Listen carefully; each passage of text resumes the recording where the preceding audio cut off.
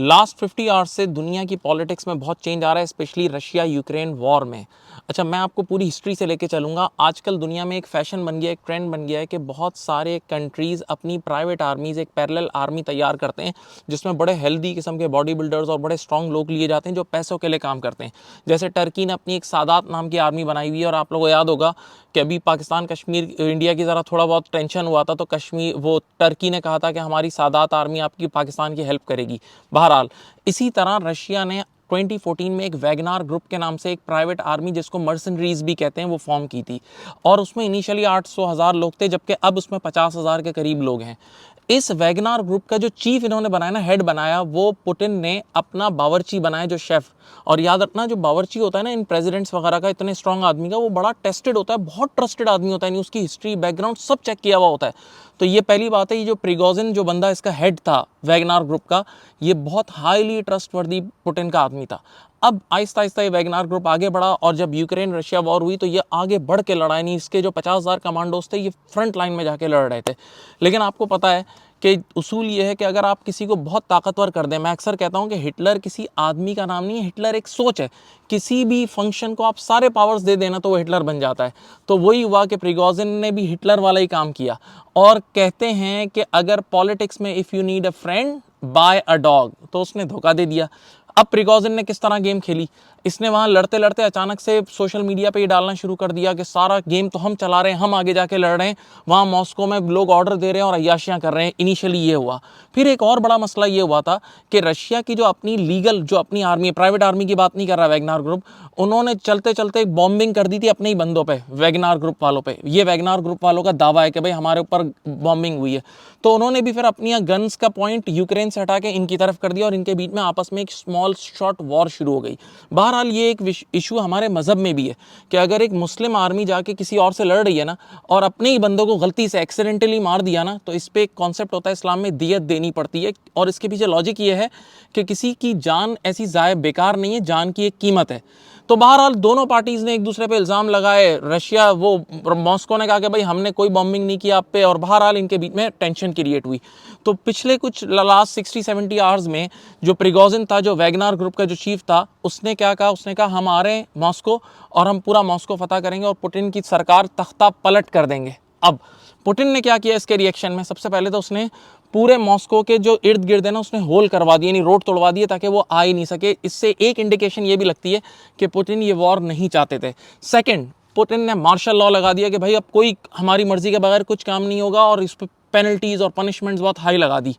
अब जब ये आने वाले थे ना, तो अब उसके बाद क्या हुआ, एंड टाइम पे एक कंट्री है बेलारूस, उन्होंने बीच में आके इंटरवेंशन की और उन्होंने जाके फिर इनकी सुलह कराया और ये स्टॉप करवाया। अगर ये स्टॉप ना होता तो ये दुनिया के लिए बहुत खतरनाक था, क्योंकि Russia is a nuclear power, और न्यूक्लियर पावर के अंदर ही इतना बड़ा कोलैप्स होता तो बहुत कुछ हो सकता था। अच्छा, ये जो बेलारूस आया ये क्यों आया, अब यहाँ मैं आपको बता दूँ। देखें, पुतिन के बारे में एक बात दुनिया में मशहूर है कि पुतिन दुनिया का शायद सबसे स्ट्रॉन्ग और ख़तरनाक तरीन आदमी है, या ये दुनिया का सबसे अमीर तरीन आदमी भी है।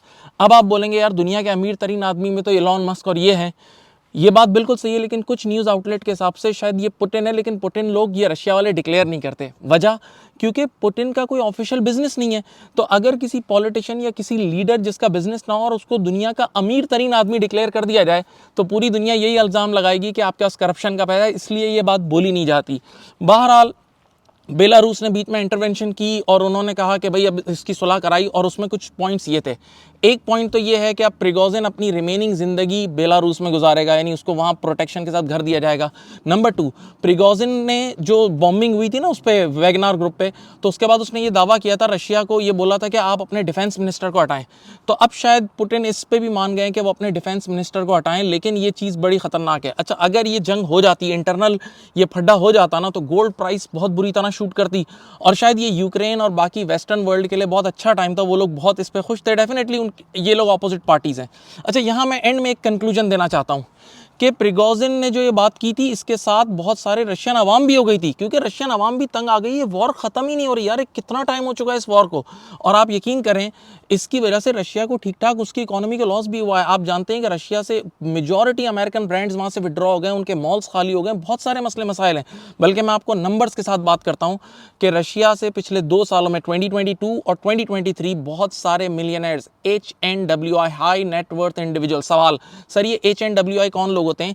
जिनके लिक्विड एसेट्स $1 मिलियन से $5 मिलियन के बीच में होते हैं, वो वहां से मूव कर गए रशिया से। 2002 के नंबर सुने, 2022 के, सॉरी 2022 में 3000 HNWI मूव करे, जिस 3000 में से 2100 यूनाइटेड स्टेट्स में आए। और 2023 में 8500 HNWI रशिया छोड़ के गए, जिसमें से गालिबन 1500 यूएस आए, यानी कितने लोग यूएस भी शिफ्ट हो रहे हैं। तो भाई इतने हाई नेटवर्थ इंडिविजुअल्स का निकल जाना, अब रशिया को टैक्स कौन देगा? कितने मसले मसाइल होंगे? ये मुल्क के लिए बड़ा खतरनाक होता है अगर आपके HNWI निकल जाएं। और इसकी मैं आपको एक और एविडेंस देता हूं कि इस वक्त यहाँ इतने लोग यूएस आ रहे हैं रशिया से कि यहाँ के लॉयर्स और इमिग्रेशन में इतना रश शुरू हो चुका है। सेकंड, आप अगर देखें तो यूएई की प्रॉपर्टी मार्केट पिछले 1-2 साल में बहुत बड़ी है।